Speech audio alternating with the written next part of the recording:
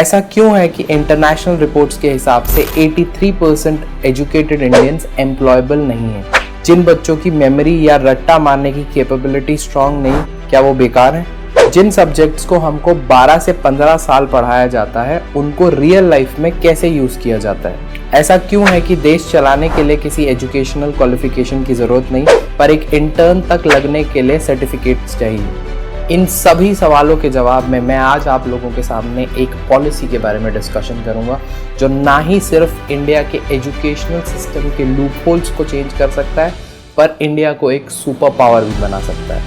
जी हाँ, मैं बात कर रहा हूँ education policy 2020, early childhood care education, जिसमें कि 3 से 6 साल के बच्चों को एक्टिविटी बेस्ड एजुकेशन दिया जाएगा, तो हमारे बच्चे अब रट्टा मारने के जाल से बाहर निकल सकते हैं।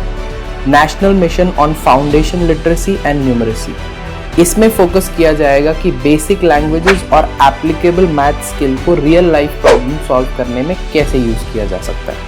10+2 सिस्टम खत्म, जिसका मतलब है अब 5+3+3+4 सिस्टम शुरू किया जाएगा, जिसमें 5+3+3 मतलब 8 तक बच्चों की प्राइमरी एजुकेशन कराई जाएगी और 9th से 12th तक के बच्चों का जो प्रेशर होता है बोर्ड का, उसको कम किया जाएगा। बच्चे इसमें अपने प्रेफरेंस से सब्जेक्ट कॉम्बिनेशंस भी ले सकते हैं। Extra curricular activities and vocational education, तो अब एक्स्ट्रा करिकुलर एक्टिविटीज और वोकेशनल एजुकेशन अब सिर्फ एक्स्ट्रा सब्जेक्ट्स की तरह नहीं देखा जाएगा, बल्कि एक मेन स्ट्रीम सब्जेक्ट की तरह देखा जाएगा।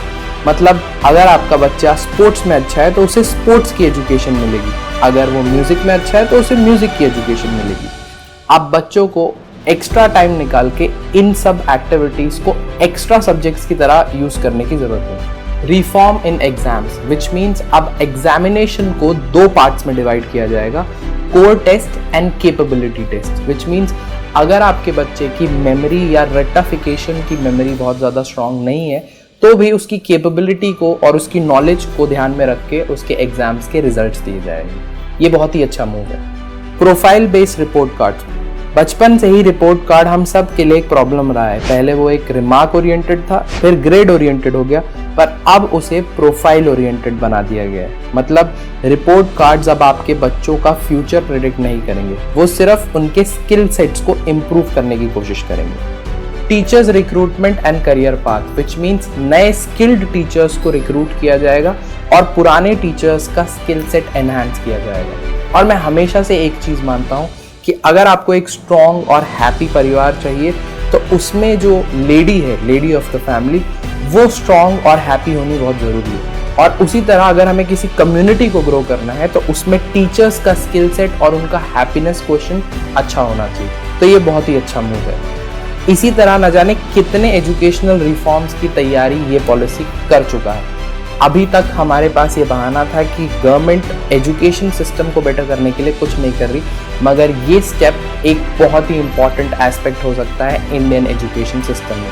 हमारी ये रिस्पॉन्सिबिलिटी बनती है कि हम अपना पुराना एजुकेशनल माइंडसेट चेंज करें, अपने अपने बच्चों की कैपेबिलिटीज़ के हिसाब से उनको आगे बढ़ाइए। अगर वो स्विमिंग में अच्छे हैं तो उनको स्विमिंग में आगे बढ़ाइए, अगर वो म्यूज़िक में अच्छे हैं तो म्यूज़िक में आगे बढ़ाइए। इंफॉर्मेशन ड्रिवन एजुकेशन की अब इस इंटरनेट के युग पे ज़रूरत नहीं है, जहाँ पे हिस्ट्री जैसी चीज़ों की सारी इंफॉर्मेशन एक फिंगर टिप पे गूगल पे अवेलेबल है। अगर आप ये वीडियो देख रहे हैं तो या तो वो फेसबुक पे है, यूट्यूब पे है या व्हाट्सएप पे, और ये सारे ही सारे इंटरनेशनल प्लेटफॉर्म्स हैं। तो अब समय आता है ये सोचने का कि क्या हमारे बच्चे इस तरह के इनोवेटिव प्लेटफॉर्म्स बना सकते हैं या नहीं। सोचिए, अगर हम सब हिंदुस्तानी मिलके इस एजुकेशनल पॉलिसी को वेलकम करें और अपने पुराने माइंडसेट को चेंज करके बच्चों की स्किल सेट्स और उनकी कैपेबिलिटीज़ के हिसाब से उनको आगे बढ़ाएं, तो हम एक सुपर पावर बन सकते हैं। तो अब हम सबके पास मौका है कि हम अपने बच्चों को एजुकेटेड के साथ साथ स्किल्ड और लाइफ रेडी बना सकें। That's it for this story. See you next week. Khuda Hafiz and stay positive. If you are facing any psychological or relationship problem, then you can join our group by the name Nijo Positive. It's a community counseling group wherein you can discuss your problems and people will try to solve or give support with positivity. Link is in the description below.